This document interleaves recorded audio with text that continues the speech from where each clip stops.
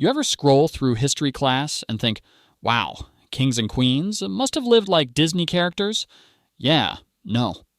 Behind the crowns, velvet robes, and fancy portraits, medieval courts were basically a dumpster fire of forbidden sex, weird rituals, and scandals that would make reality TV blush. From 6-year-old brides to popes throwing orgies, these people were less royal elegance and more medieval Jerry Springer. So today, we're pulling back the velvet curtain and diving headfirst into the bizarre sexual practices that shocked the medieval court. Trust me, you'll never look at a crown the same way again. Number 15.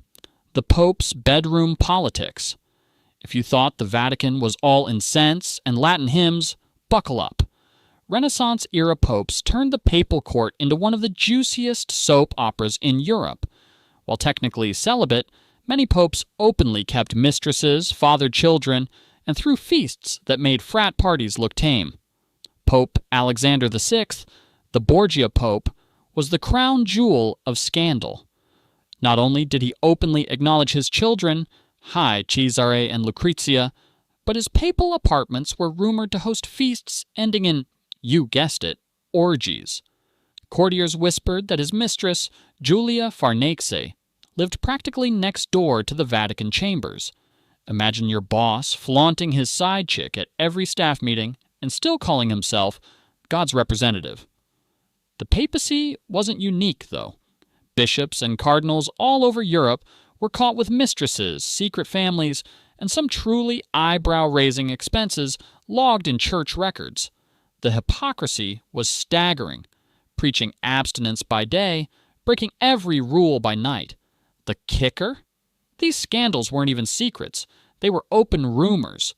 People joked about it in taverns, whispered about it in court, and scribbled it into satirical plays. Basically, the church was medieval Hollywood, squeaky clean on the surface, tabloid chaos behind the scenes. Number 14. Forbidden midnight masks. Imagine sneaking into a masquerade ball where everyone's wearing silk masks, candlelight flickers across the hall, and the line between noble and servant disappears. Sounds glamorous, right?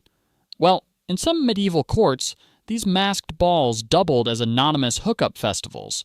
The disguise gave royals plausible deniability. If no one knew who you were, then technically, you weren't disgracing your family name. In France, and Italy especially, these events were notorious for getting steamy. Nobles slipped away into side chambers, and gossip the next morning ran hotter than the wine. Of course, the church wasn't thrilled. They saw masked balls as Satan's playground, a place where lust and deception danced hand in hand. But banning them didn't work, because what's more tempting than forbidden fun behind a velvet mask? Ironically, masks that were meant to hide identities often did the opposite. Courtiers gossiped endlessly, piecing together scandals like medieval Reddit threads. If you thought high school rumors spread fast, try being a duchess caught sneaking off with a page boy at a party, where everyone's literally encouraged to pretend they're someone else. Basically, and these balls were Tinder in disguise. Swipe right, but keep your face covered. Number 13. The seduction trials. Picture a courtroom drama where your sex life is the evidence, the jury is made of bishops, and your ex is called as a witness. Medieval seduction trials were exactly that. Messy, humiliating, and often completely made up. Inquisitions into witchcraft often doubled as deep dives into women's sexual histories. Did you seduce a man? Use potions to arouse him? Sleep with demons in the woods? Congratulations, you're guilty. Courts forced women to recount every rumor, every glance, every kiss in excruciating detail, and if their stories weren't juicy enough, officials just invented spicier ones. One Spanish noblewoman was accused of literally stealing men's virility through witchcraft. Another was dragged before court because a jealous rival claimed she bewitched her husband into bed. The line between witch trial and sex trial blurred so much that the two were often indistinguishable. And the punchline? these cases weren't really about morality. They were about control, property, and politics. The accusations were just gossip weaponized into law. In short, medieval seduction trials were the original courtroom reality TV, messy, scripted, and always ending with someone's life ruined.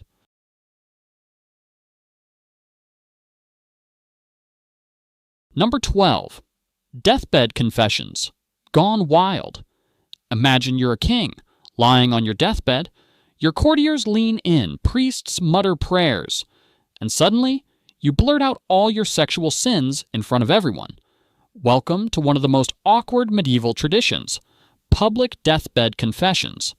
Kings and queens were expected to clear their souls before dying, and that often meant rattling off affairs, secret fetishes, and illegitimate children, like it was a medieval podcast no one asked for. Some rulers even confessed to shocking crimes involving their spouses, concubines, or servants.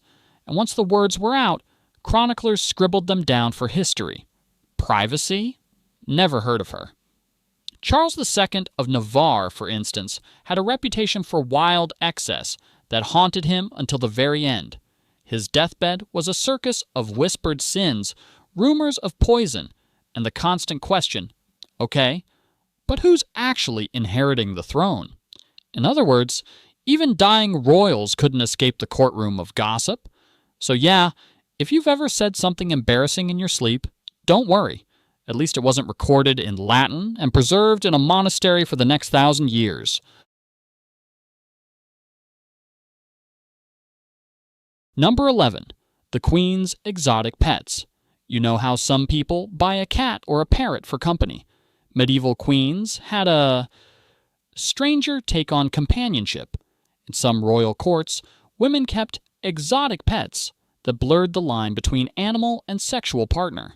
Yep, we're diving into territory that even Game of Thrones wouldn't dare script. One notorious story comes from John of Salisbury in the 12th century, who accused certain noblewomen of keeping trained animals for, let's say, intimate amusement. Were these exaggerated church propaganda stories meant to shame women? Probably. But they were whispered often enough that chroniclers kept recording them. The obsession with animalistic imagery in medieval art didn't help. Marginalia in manuscripts often shows rabbits, monkeys, or demons doing very not safe for church things. Satirical or symbolic? Sure. But the rumor that noblewomen dabbled in beastly experiments spread like wildfire, and whether or not these stories were true, the damage was done. Women were painted as sinful, unnatural, and out of control. Medieval misogyny loved to equate female sexuality with bestial chaos. So while today we laugh at Florida man headlines, medieval Europe was busy writing French Queen and her pet monkey as tabloid news. Number 10. The Monks of Lust. When you think of monks, you probably picture bald guys in robes chanting in Latin and sipping herbal tea. But in some medieval courts, monks were infamous for being the opposite of holy. Take the so-called holy men, who doubled as the secret entertainment of queens and noblewomen. Confession booths became flirty rendezvous spots, monasteries morphed into scandal factories, and a few priests were basically medieval sugar daddies with better Latin grammar.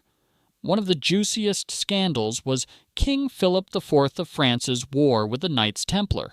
Sure, it was about money and power, but the propaganda accused these holy warriors of wild sexual rituals, kissing each other in very unconventional places. Were they guilty? Probably not. But the rumor mill was so powerful that entire orders were executed based on whispered accusations of forbidden sex. And here's the kicker. Priests were supposed to be celibate, but celibacy was basically a medieval inside joke. Parish records are littered with priests who fathered children or kept mistresses openly. Royal courts knew it, and sometimes even used priests as discreet intermediaries for affairs. So while the sermons preached purity, the monasteries sometimes looked a whole lot more like medieval frat houses.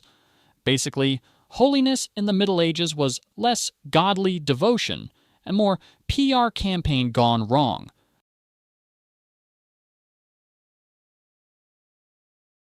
Number 9. Trial by conga line. Okay, it wasn't technically called that, but it might as well have been.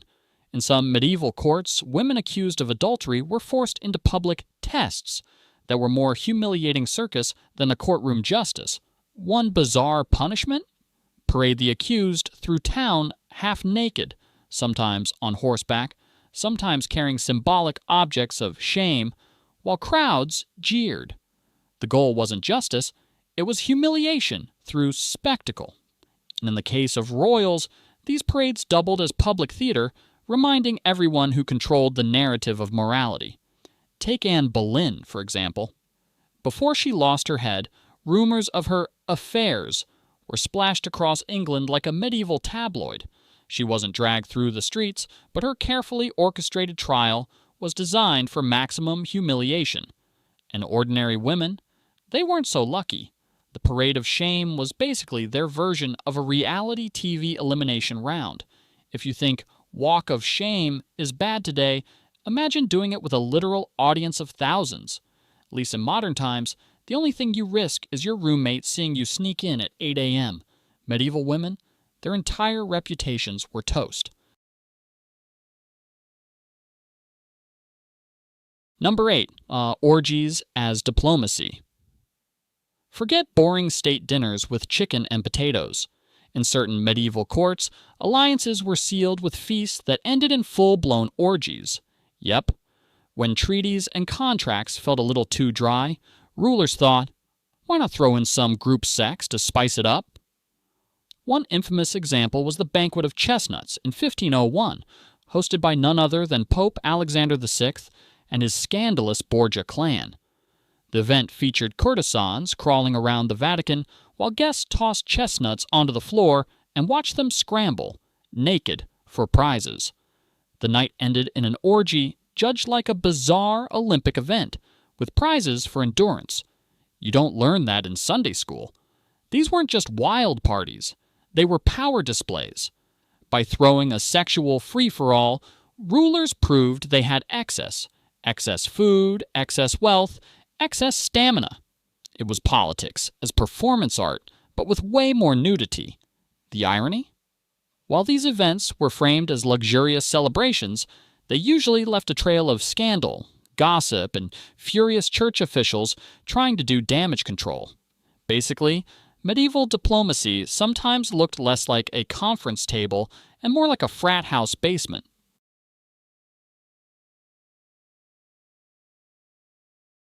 Number 7. The sinister chastity belt.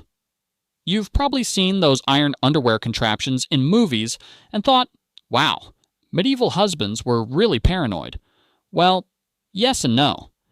Chastity belts are one of those half-myth, half-truth nightmares that haunted the medieval bedroom. The idea was simple: strap a woman into a metal cage that covered her genitals so she couldn't cheat while her husband was off crusading. Romantic, right? Nothing says love like key-controlled underwear. Historians argue that most of the so-called chastity belts we see today were actually Victorian gag gifts or torture devices displayed in museums. But the concept did exist in the Middle Ages, whether in rumor or rare use. Imagine the infection risk, the chafing, the total lack of toilet access. It wasn't just control. It was cruel punishment, dressed up as fidelity insurance. Even if the belts weren't widespread, the mentality behind them definitely was. Women were treated like property, their bodies locked down like medieval vaults. And the irony? Husbands weren't exactly paragons of chastity themselves. While wives were protected, kings and knights were busy building entire harems or visiting courtesans. So whether the iron undies were real or not, the message was clear. Your body wasn't yours. It was a vault, and your husband held the only key. Basically, a medieval version of two-factor authentication, except it always ended in malware. Number 6. Castration for the crown. Here's a fun fact you didn't need with your morning coffee. Some men had to lose their testicles just to be allowed near the throne. Eunuchs weren't just palace servants. They were often powerful political players. And the catch? To get that power, you had to surrender any hope of passing on your genes. In Byzantium, eunuchs ran entire administrations. They guarded harems, handled finances, and were trusted precisely because they couldn't father rival dynasties. Basically, the ultimate HR safeguard. In the Ottoman Empire, black eunuchs became some of the most influential figures in the palace, wielding immense authority while technically being safe around the sultan's concubines. But the job came at an unbearable cost. Castration wasn't exactly a sterile outpatient procedure. It was a brutal, often fatal operation. Survivors lived in a weird limbo, envied for their influence, pitied for their condition, and mocked for their lack of masculinity. Yet, paradoxically, some eunuchs outlasted entire royal families, becoming the true power brokers behind the scenes. So the next time someone complains about their office job, remind them, at least you didn't have to get castrated to qualify for middle management. Number 5. Public consummation night. You think your wedding reception was awkward? Imagine consummating your marriage with an audience. Yes, some royal couples were required to prove it in front of nobles, bishops, or even the entire court. Nothing says romance like grandma, your in-laws, and the Pope hanging out while you nervously fumble with the bedsheets. This tradition was especially big in France, where royal weddings were more like reality shows. The newlyweds were escorted to bed by an entourage tucked in and then expected to get busy, while witnesses confirmed the legitimacy of the union. Think of it as the medieval version of a YouTube unboxing video, except the box was you and the comments were permanent. It wasn't always literal, though. Sometimes the crowd just waited outside for sounds of success or a stained sheet to emerge. Still, the humiliation was real. Catherine of Aragon's first marriage to Prince Arthur of England was shadowed by years of courtroom drama because nobody could agree on whether the marriage had been consummated. That one question basically decided whether Henry VIII could ditch her and marry Anne Boleyn. So yeah, imagine your whole future hinging on whether strangers believed your awkward first time was the real deal. Basically, it was like Yelp reviews, but for your sex life, and once posted, you couldn't delete them. Number 4. The incest clause. Yes, it's exactly what it sounds like. Medieval royalty had a bad habit of keeping things in the family. And by bad, I mean horrifying. The closer your cousin, the stronger the alliance, or so they thought. Royals were so obsessed with preserving pure bloodlines that marriages between uncles and nieces, or first cousins, were practically a royal tradition. It wasn't just frowned upon by the church, it was technically illegal.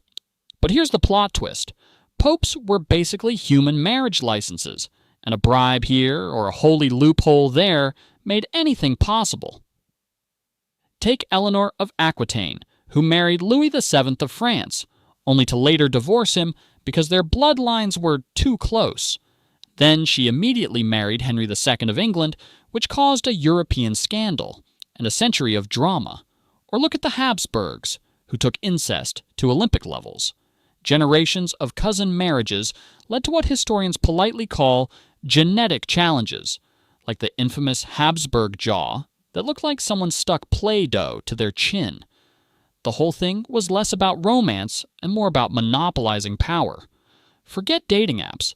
This was a game of Monopoly where you trade siblings and cousins to keep your dynasty alive, and the punchline.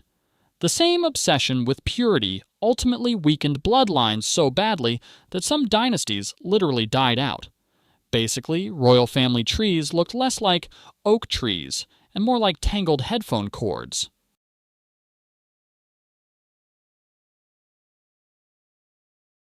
Number 3. Married at 6. If you think middle school dances are awkward, imagine being told your groom is 40 and the wedding is next week. Welcome to the tragic comedy of child marriages. In royal courts, kids were often paired off before they could even spell their spouse's name. 6 years old, perfect age for political union, apparently. Take Isabella of Valois, married to Richard II of England at the age of 6. While other kids were busy losing their baby teeth, Isabella was crowned Queen of England. And no, they didn't wait until she grew up. The marriage was solemnized, and she was expected to act like a queen. Meanwhile, her husband was pushing 40. Gross doesn't even begin to cover it. Now, technically, consummation was often delayed until puberty. But the political expectations?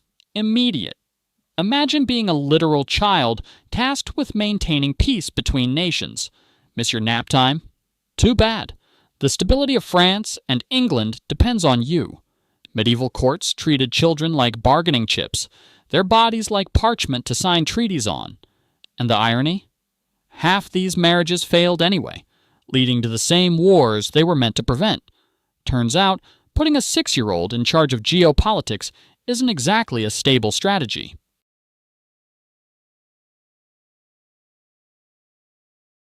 Number 2, the concubine lottery. Picture this. You're a teenager in a gilded palace, dressed up like a porcelain doll, waiting for the emperor to maybe, possibly, notice you. Welcome to the world of concubines, where sex wasn't about romance, it was about playing the most stressful lottery in history. In the Ming dynasty, concubines were literally rolled into the emperor's chambers on silk sheets. No joke, because heaven forbid his sacred feet touched the same ground as mortal women. Once you were chosen, your entire identity boiled down to whether you'd produce a male heir. Fail? Congratulations, you just became palace wallpaper. Worse, if you got pregnant at the wrong time, you might mysteriously fall down some stairs. The Ottoman Empire perfected its own bizarre version. The Sultan's harem was a labyrinth of backstabbing, spying, and whispered prayers that he'd pick you. But here's the kicker. After one night, many women were never called again. Imagine being ghosted, not over text, but over an empire-wide silence. You could spend decades inside the gilded cage of the Topkapi Palace, never seeing the man you were technically there to serve. It was all glamour on the outside, but inside, it was a high-stakes game of emotional Russian roulette. Concubines lived in luxury, yes, but always one missed call away from becoming irrelevant. Basically, medieval Tinder with fewer swipes and way more guillotines.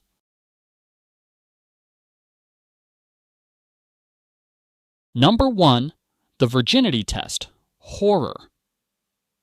Imagine your wedding night doesn't end with rose petals and candlelight, but with an old priest barging into your chamber to check the bed sheets for blood.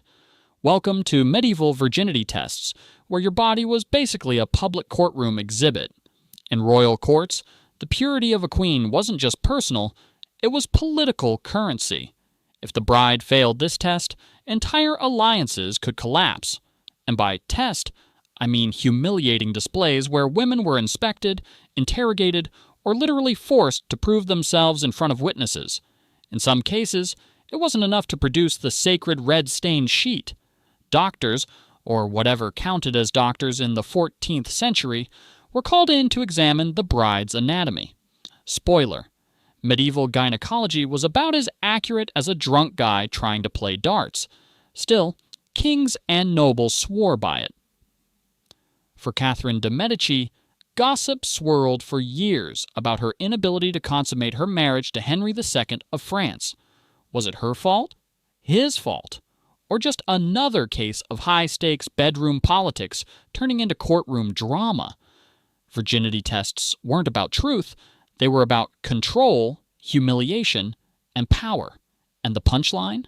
Today, medical science has confirmed that testing virginity is impossible.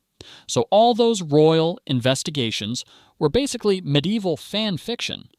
Imagine losing your throne over a bad Yelp review of your wedding night.